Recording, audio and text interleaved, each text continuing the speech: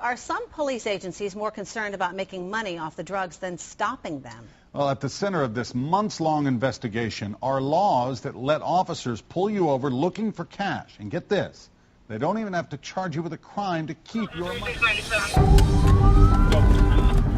Sheriff's office, don't move. Get your hands out of your pocket now. Come on, I don't want to come in there. I don't want to shoot your dog. Particularly in rural areas, the counties are always having budget issues, and law enforcement has found that they can fund themselves using the state and federal forfeiture statutes.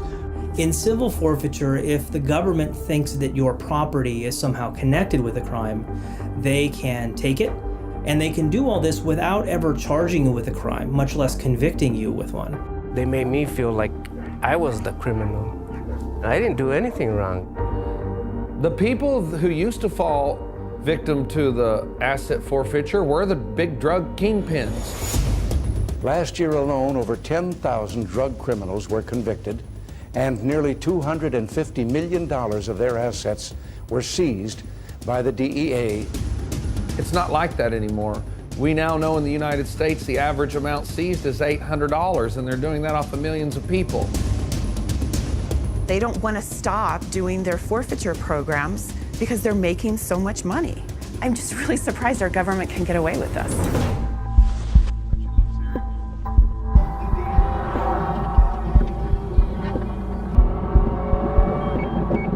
Just take a peek at your license, registration, and insurance.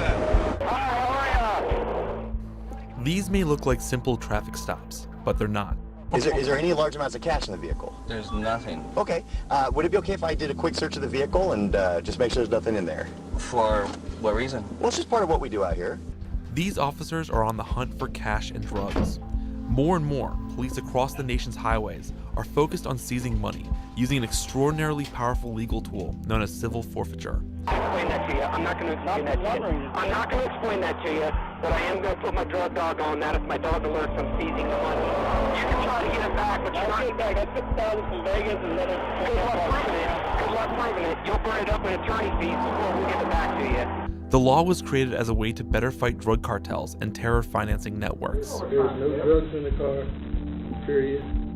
But a Washington Post investigation has found that caught up in the net of seizures are tens of thousands of citizens who had to forfeit their money without so much as criminal charges or search warrants. I knew something was wrong from the beginning they pulled me over.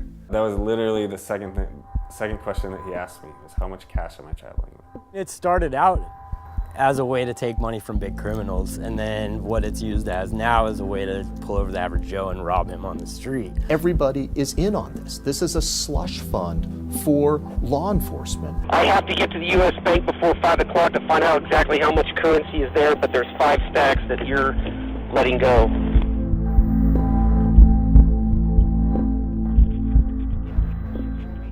What did they charge you with?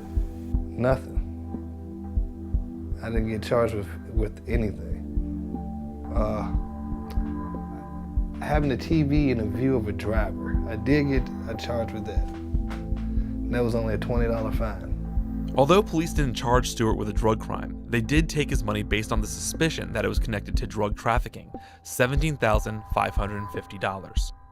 To me, it's like when they pulled me over, they already knew what they wanted. The officers seized the money using civil forfeiture laws that were expanded in the 1980s to fight major drug cartels.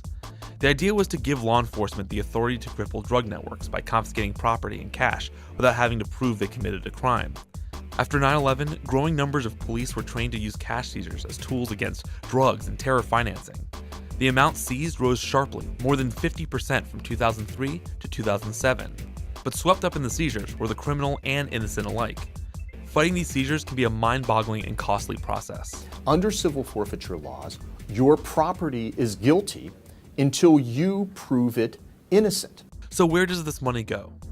Often to the U.S. Justice Department, where the federal government keeps at least 20%, and the rest gets sent back to the local department that made the seizure.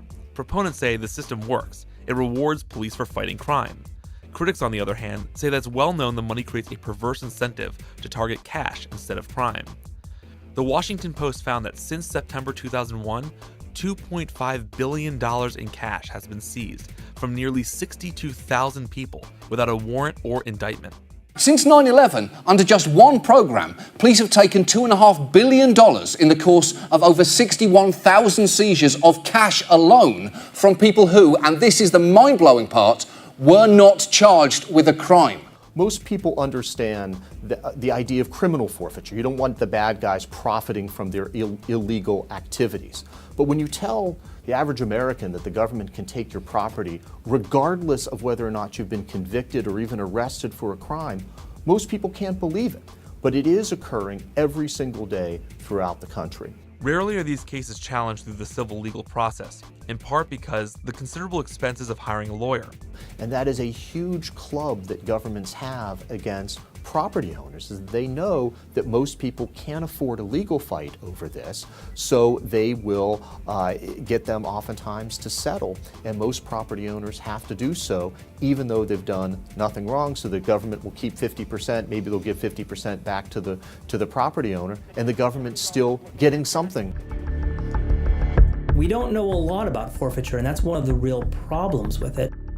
We know that in the federal system, civil forfeiture is by far the most used form of forfeiture because it doesn't require a conviction. Criminal forfeiture, which does require a conviction, is only used about 13% of the time. It's 87% for the civil forfeiture. As anyone who's even seen a rerun of Law and Order knows how the criminal justice system is supposed to work. If the police think you committed a crime, they can arrest you, and then they have to take you to trial. And at that trial, you have the presumption of innocence. The government is supposed to prove beyond a reasonable doubt that you committed the crime that they say you did.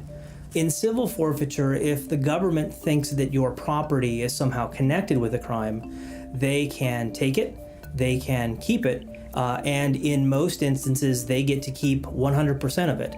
And they can do all this without ever charging you with a crime, much less convicting you with one. And if you challenge them in court, most often you have to prove your own innocence in order to get your property back. And that turns what we know about constitutional protections on its head. The police and prosecutors have every incentive to seize your property and to try and keep it. Because in most states, they get to keep what they seize. It's a great way for law enforcement to get money, to keep money, and to create their own little slush funds, free from the sort of oversight that ordinary political spending has. That brings up an interesting topic. How do you decide forfeiture funds? You know, it's usually based on a need. Well, I'll take that back. Discretion, though, I'd imagine you sign off on? Yeah, there's some limitations on it. You know, it's actually there's not really on the forfeiture stuff. We just usually base it on something that would be nice to have, that we can't get in the budget for instance. You know, we try not to use it for things that we need to depend on, you know, because we need to go ahead and have those purchased. But it's kind of like pennies from heaven, you know, it gets you a toy or something that you need, is the way we typically look at it. All across this country, they're attacking law enforcement on the way they use their RICO dollars.